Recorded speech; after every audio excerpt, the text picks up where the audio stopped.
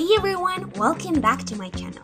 I am thrilled that you're here today because I've got an epic itinerary lined up for you. Attention, 110th Street.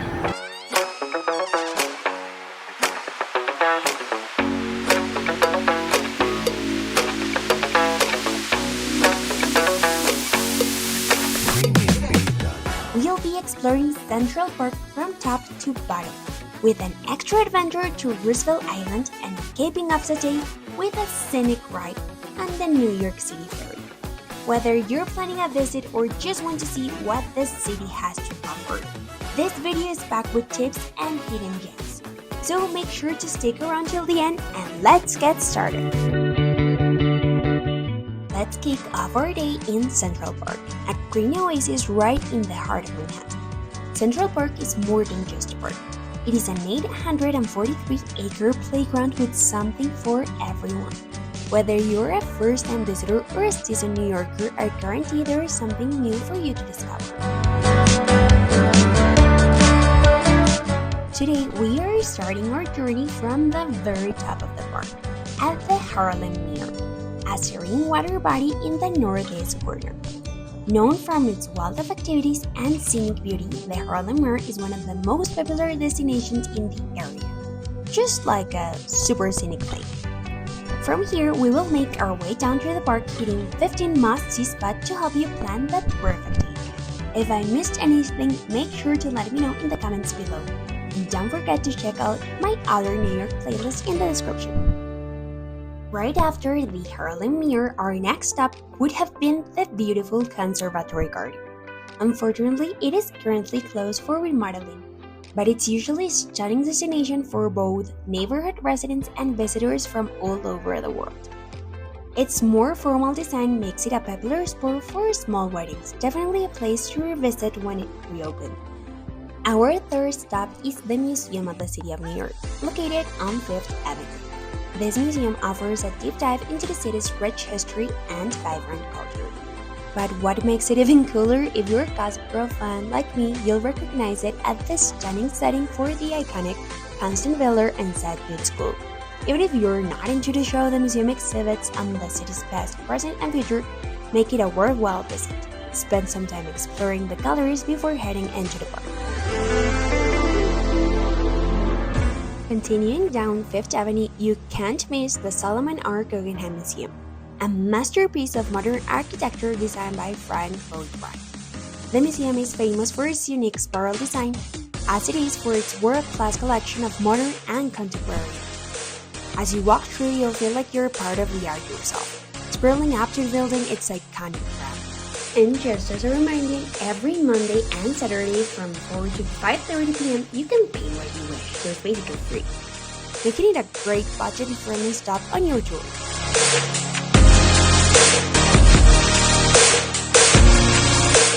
As we venture deeper into the park, our next destination is the Jacqueline Kennedy Onassis Reservoir.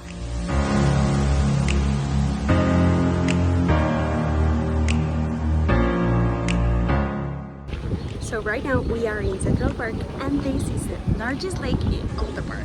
I mean, just look at this magnitude. Everyone is running and exercising. It's a really nice place. This 106-acre body of water is a favorite among joggers and bird watchers. The 1.58-mile running track around the reservoir offers some of the most breathtaking views of the city skyline, especially during sunrise or sunset. The reservoir is named after the former First Lady, who was an avid jogger here herself. It's a peaceful escape from the hustle and bustle, and if you're lucky, you might spot one of the many bird species that call this reservoir home. So, take a deep breath, enjoy the view, and snap some photos. This is one of those quintessential New York experiences that you don't want to miss.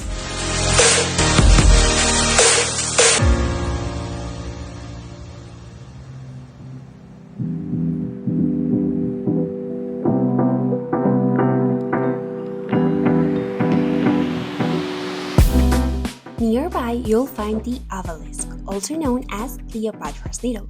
This ancient monument was originally erected in Heliopolis, Egypt, around 1425 BCE.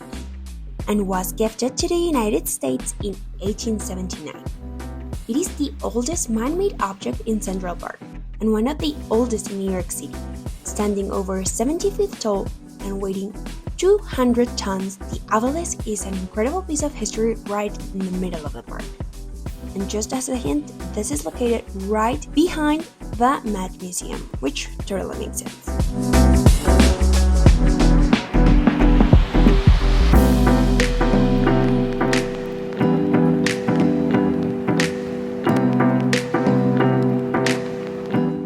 Our next stop is the Belvedere Castle, one of Central Park's most Pinterest landmarks.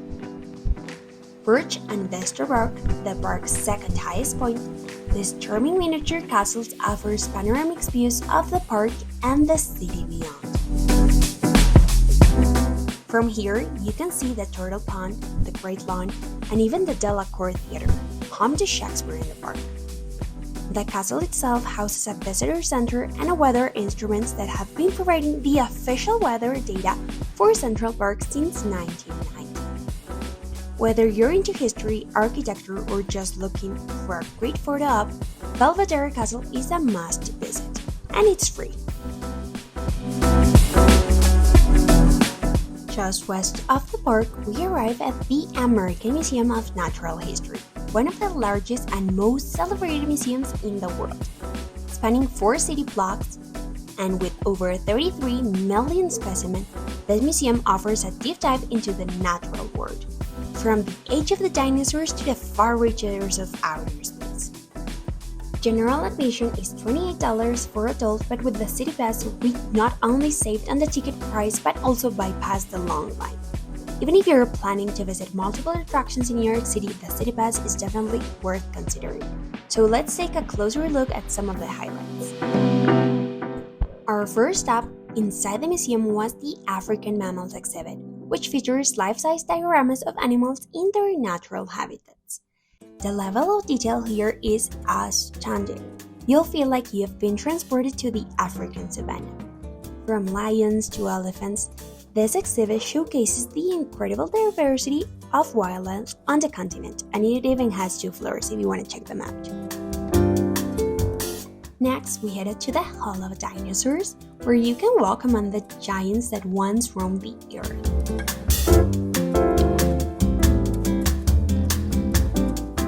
The towering T-Rex skeleton is definitely a highlight, but make sure to check out the smaller specimens as well. Each one tells a fascinating story of life millions of years ago. This is one of the most popular exhibits in the museum, so take your time and really soak in it all. It was super full, but there are some seats that you can take around the exhibit.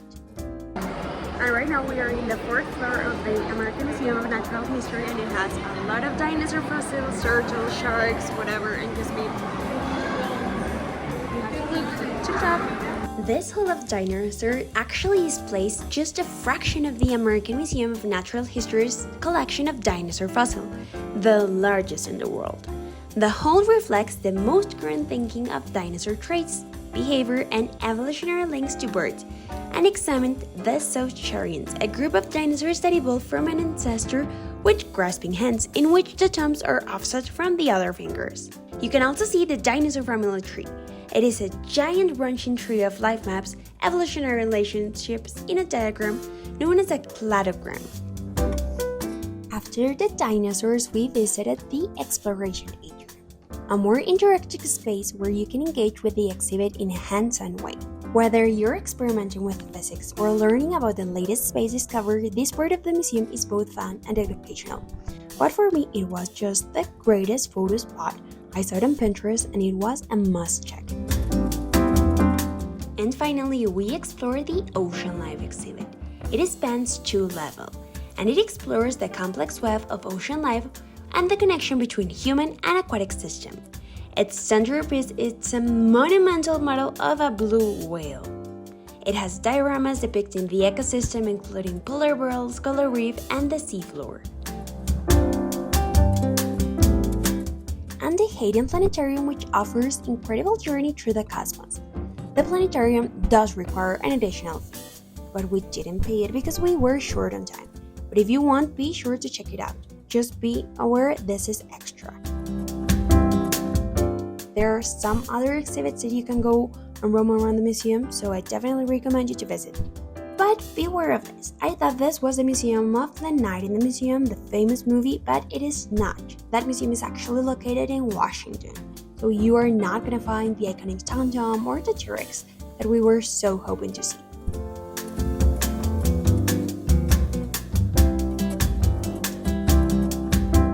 And after all that exploring, we needed to refuel, so we headed to Shake Shack, just a short walk from the museum. If you're a fan of burgers like me, this is a place to be. We grabbed a couple of Shake Shack burger, crinkle cut fries, and their famous hand-spun shakes. The other seating area was perfect for relaxing and enjoying our meal while people watching. It is a popular spot, so you might have to wait a bit, but trust me, it is worth it. And now, with our energy levels back up, we made our way to the Metropolitan Museum of Art, better known as the Met. This museum is a treasure trove of art from around the world, spanning over 5,000 years of history. Admission is $30 for adults, but if you're a New York resident, you can pay what you wish. Whether you're interested in Egyptian artifacts, European paintings, or modern art, the Met has something to captivate your imagination. You wouldn't leave without snapping a photo on the iconic Met step, a must-do for any visitors, just like Serena van der Woodsen and none of the other gossipers did.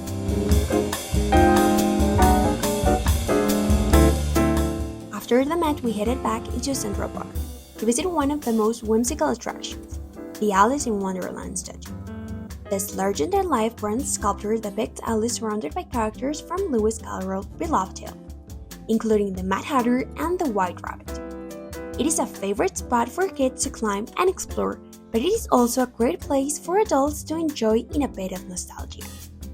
The statue is located near the Conservatory Water, where you can also rent remote-controlled sailboats to rent on the pond. A fun activity for a sunny afternoon in the park.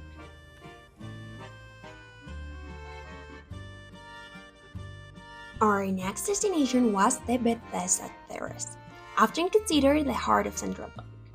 This two-level terrace overlooks the lakes and features the stunning Bethesda Fountain, one of the park's most famous landmarks. It is one of the most well-known fountains in the world, and the statue at its center was the only sculpture to have been commissioned as part of the Central Park's original design. This neoclassical sculpture, also known as the Angel of the Waters, features an 8-foot bronze angel who stands above 4 small cherubim presenting health, purity, temperance, and peace. The terrace is known for its beautiful architecture, including the intricate Minton tiles that adorn the ceiling of the lower passage. Bethesda Terrace is also a popular spot for wedding and photo shoots, so don't be surprised if you see a bride and groom posing for pictures. As you walk through, you'll likely hear music playing, as we did, adding to the serene atmosphere to the area.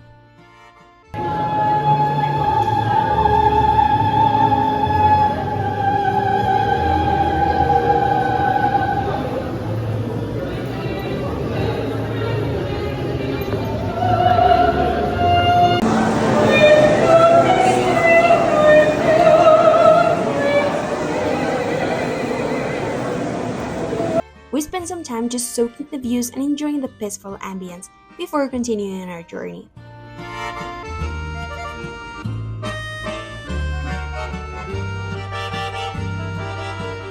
And as here you can see, my sister was trying to recreate the famous John Wick scene that happens in here. It didn't happen good. If you go to the second floor of the Bethesda Terrace, you would see that it overlooks the Bethesda Fountain where we were just in. It is definitely worth taking time here to admire everything here. It is always a lovely place to go, rain or shine. A short walk from Bethesda Terrace is Strawberry Fields, a quiet tree-lined section of the park dedicated to the memory of John Lennon. The centerpiece of this memorial is the Imagine Mosaic, a tribute to John Lennon's iconic song. Fans from around the world come here and pay their respects. You can also see that just in front of it you will find the building where he lived, and he was assassinated. It just looks through the park. Whether you're a Beatles fan or simply looking for a tranquil spot to rest, Strawberry Fields is a must visit. Before leaving Central Park, we made one final stop at Umpire Rock, a massive rock outcrop that offers a unique vantage point of the park and the surrounding city. This is a popular spot for climbing, but even if you're not into climbing, it's worth the short walk to take in the views. From here, you can see the Midtown skyline, including the towering skyscrapers of Belvedere Row. It is a great place to just sit and relax or take a moment to appreciate the moment of natural beauty of Central Park and watch good plays under it. As we exited the park, you can actually see the Apple Store. What is cool about this one? It is right in Central Park, on its iconic Fifth Avenue. This is the only Apple Store in the country that's open 24/7, and it's crazy busy. The place is huge and has a dramatic entrance, a circular staircase that leads you down to the store. And if you need a charger, this is a place to charge your phone. And just in front, we found ourselves at Grand Army Plaza, one of the city's most famous landmarks. This site marks a major entrance to the park and also provides seating and open space in a busy part of Midtown. On the north side of Grand Army Plaza is a towering monument to the Union Army General William Tecumseh Sherman. The plaza is home to the iconic Bethesda Fountain and the entrance to the Plaza Hotel, another New York City icon. The Plaza Hotel is famous for its luxurious accommodation and its role in countless movies and TV shows, from Home Alone 2 to The Great Gatsby.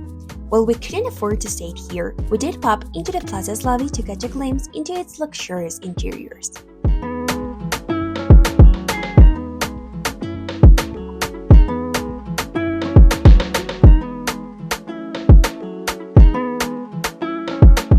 We, however, went a few blocks east to a more affordable cafe, which was very good. And fun fact, Amy Winehouse once visited this very spot, adding a touch of rock and roll and history to his visit.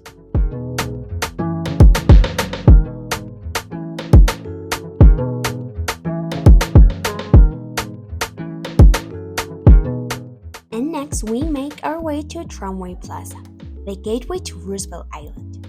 Before we hopped on the tram, I want to share a little travel tip.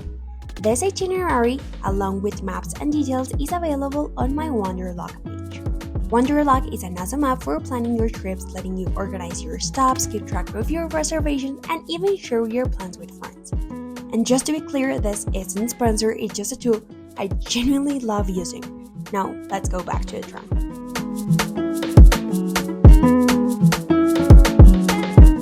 We took the elevator to access the tramway. The Roosevelt Island tramway is paid with a MetroCard, both unlimited and pay-per ride, or with the Omni contactless payment system. Each ride costs the same as the New York subway ticket. In this case, in July 2024, it was $2.75. You have to pay each ride separately. Even if you don't want to visit the island, you'll have to get off the tram and pay again, and wait for the next one to leave. The Roosevelt Island tramway opened in 1976 as a means of transportation for residents of the island. It connects Manhattan with the south of Roosevelt Island, and here are the schedules and all the information. The cable car ride takes 3 minutes and flies over the East River, following the Queensboro Bridge. At its highest point, it rises 76 meters above the East River, giving you great views of the river and the skyscrapers. If you have a bit of vertigo, don't worry. The ride goes very quickly, and the rocking of the cable car is barely noticeable. The car runs every few minutes, so just show up at the station and wait for the next one to come.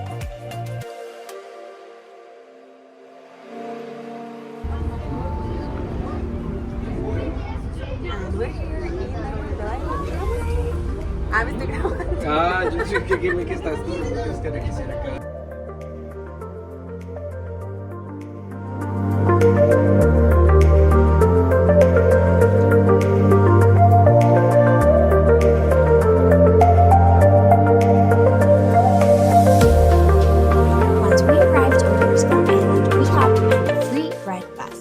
Loops around the island every 15 minutes.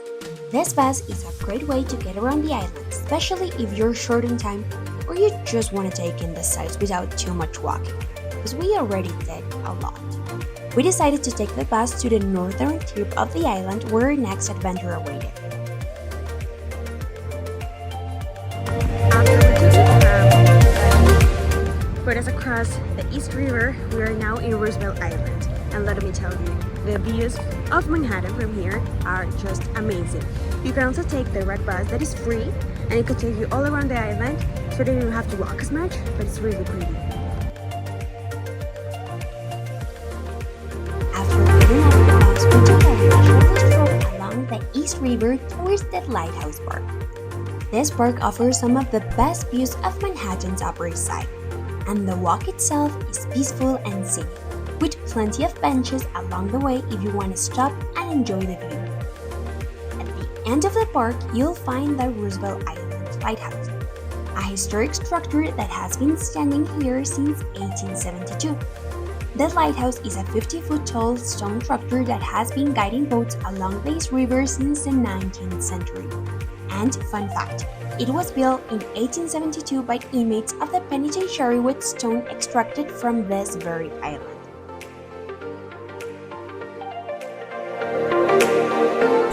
And as we explored Lighthouse Park, we came across the Girl Puzzle Monument, a powerful tribute to the pioneering journalist Nellie Bly and to women who have faced adversity. The monument features a series of mirror sculptures that reflects the surrounding landscape, creating an immersive and contemplative experience. Each face in the monument represents a different woman's story, highlighting the strength and resilience of women throughout history. It is a moving piece of art that adds a thoughtful touch to our visit to Roosevelt Island.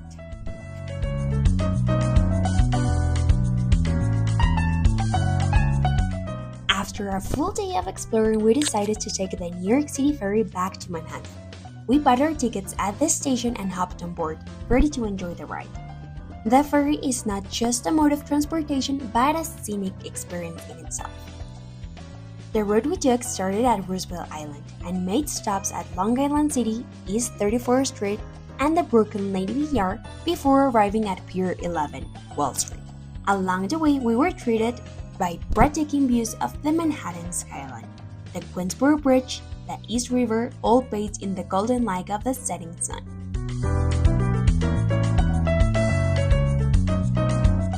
It was the perfect way to wind down after a day full of adventures.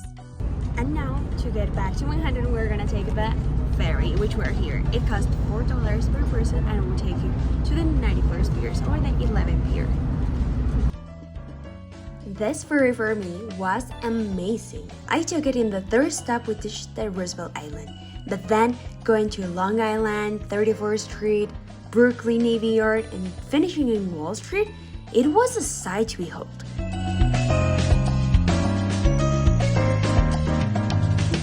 Going under the bridges is a different experience I encourage you not to miss.